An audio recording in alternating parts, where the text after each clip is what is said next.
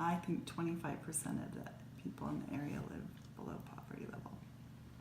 You're pretty close. It is 23.8. I'd say somewhere around 25% or a little higher. You're close. It's 23.8. Wow. Just a rough guess, I would say probably 30%. You're pretty close. It's actually 23.8.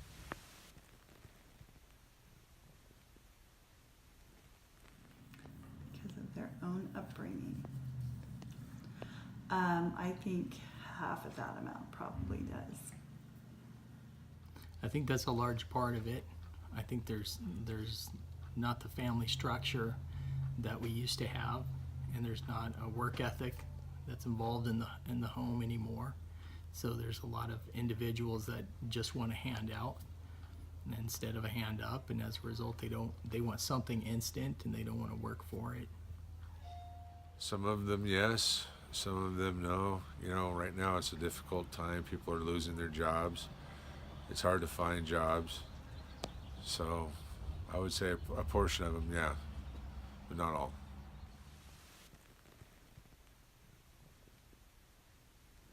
I think that shoplifting definitely probably does. I think when you have a need, you take a chance. But I don't think like armed robbery or anything like that. I think that has more to do with drugs, like breaking into cars and things like that. I think has more to do with the drugs in the area. I wouldn't say a direct connection to poverty so much as drug use. More people that are just on poverty, they don't want to shoplift and they want to try to do the right thing. People that are on drugs have a tendency to shoplift, and they're the ones that are more apt to do that, or people with mental issues. I think there is a direct connection, and I think the person gets to a point where they want something instant, they want that immediate gratification, but they don't want to pay the consequence for it. And part of that is the price that comes with getting what you want. There is a price to pay, and they don't want to pay it. So I think there is that desire to make life happen without having to give anything for it.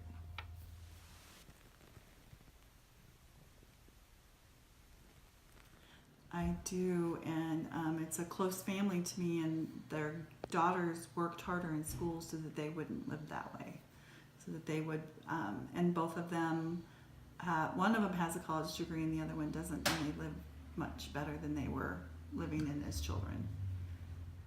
Yes, my great aunt actually went from great riches to poverty, and it affected her life, and that her affluent friends immediately left her, and it took family to try to find her, going from a place of prominence to being found behind a dumpster, living with a single suitcase, and there just didn't seem to be the support that she needed, and as a result, it only encouraged that kind of lifestyle, and there's been others as well. Growing up, there was a lot of the kids that didn't have, a working parents, and so they didn't have the best clothes or the cleanest clothes, or a lot of them came from abusive families too. So poverty and abusiveness kind of go hand in hand as well.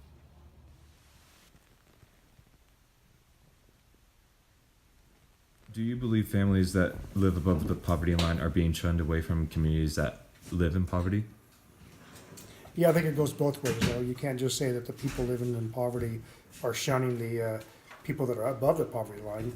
I think there's always class warfare in this country, and well-to-do people or middle-income people or lower-income people or no-income people, they all shun each other.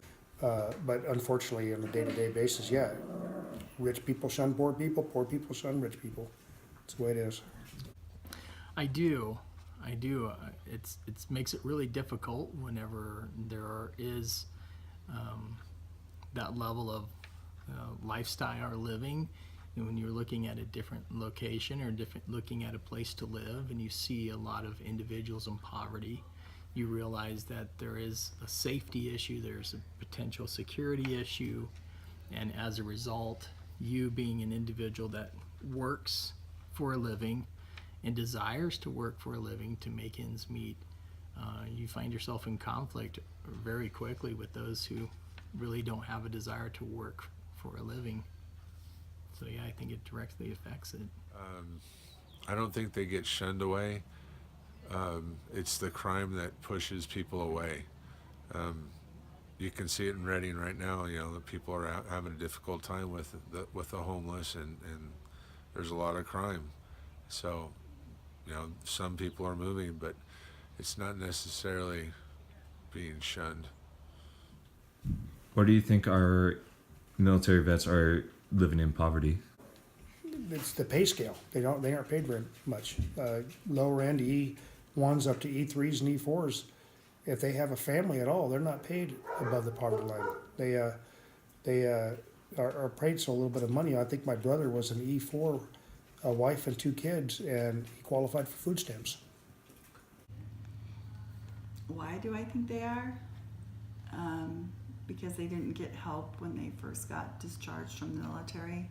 I think the ones that have some issues from what they experienced haven't dealt with them, and they probably need some help. I think it's a failure of support in multiple levels, support emotionally, probably predominantly, and then just getting the help they need to readjust to culture or society outside of the military life. And then also financially, there is that struggle of making sure they're at least the transition into a regular job or whatever, but making sure that financially they have the means to getting the help they need to transition back into life in general. And I don't see that as being really a priority in our military or our government. So I would think a lot of them, just a guess, because I'm not in their situation, or I haven't been, but it's a hard transition going from the environment that they were in to a normal environment. So I think a lot of that's difficult, and their skill sets are, unless you're a mechanic or something along that lines, you just can't find work. Do you think there's a way to manage poverty in this area? You got to try to get eliminated. I understand that if you raise everybody income levels up, the government's just going to raise the poverty line up, and people are going to be in poverty, just richer poverty. I think the best way to try to eliminate some of the poverty is to try to eliminate the drug use, the meth use. I think that drives such a huge amount of people and destroys so many lives. It puts single parents, it puts kids, it puts such a large amount of the population in poverty that I think you can eliminate half the poverty probably, or maybe more, I don't know, of just getting rid of the drug use. The drug use that just kills families and kills motivation, and it's just, get rid of that. I think you help a lot. That's a tough question. I think that we have to be careful not to enable people, and I think that we need to make people earn what they get a little bit more, not just give everything away. I think we make people continue that cycle when we give them too much. Obviously, if there's a health issue, we want to help them as much as possible, but if it's just not a motivation, they're not motivated to work, that's different. I think the best way to manage poverty in any area is building relationships with individuals, hearing their story, finding out where they're at, and really addressing it to the best of our ability. and encouraging them, and whether they may want the encouragement or the help or the friendship or not, but at least making ourselves available to reach out to them, and instead of just shying away from them or shunning them, really showing some compassion and encouraging them to reevaluate life and the reality of life itself. To manage, you'd have to have people get straight and want to work and want to be productive, and then you'd have to have home housing that they could afford, affordable housing, because that you can't make enough to be able to own or to pay or to rent a home. So you'd have to have more affordable homes and more, I don't know, low income or starting jobs, so they could actually move up and progress into more of a permanent career type job.